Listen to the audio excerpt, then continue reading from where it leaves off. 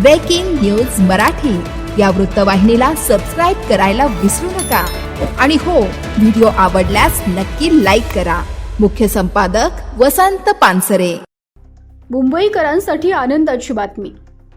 शहापूरमधील तानसा धरण ओव्हरफ्लो, 4ही स्वयंचलित दरवाजे उघडले। मुंबई महानगराला पिण्याच्या पाण्याचा पुरवठा करणाऱ्या शहापूर तालुक्यातील महत्त्वाच्या जलस्रोतांपैकी एक असलेलं तानसा धरण आज सकाळी 8:51 ओव्हरफ्लो झालं।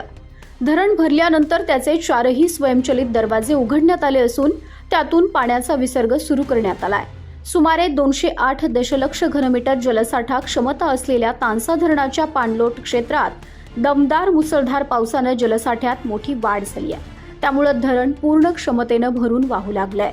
तानसा धरण हे मुंबई महानगराला पिण्याच्या पाण्याचा पुरवठा करणाऱ्या प्रमुख धरणांपैकी एक असल्याने धरण ओव्हरफ्लो झाल्याची बातमी मुंबईकरांसाठी दिलासादायक ठरली आहे। यामुळे आगामी काळातील पिण्याच्या पाण्याबाबतची चिंता मोठ्या प्रमाणात कमी झाली असून नागरिकांकडून समाधान व्यक्त केलं जात आहे।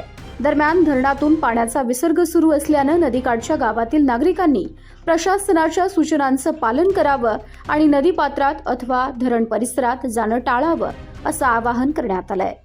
ब्रेकिंग न्यूज मराठी या वृत्तवाहिनीला सबस्क्राईब करायला विसरू नका आणि हो, व्हिडिओ आवडल्यास नक्की लाईक करा। मुख्य संपादक वसंत पानसरे।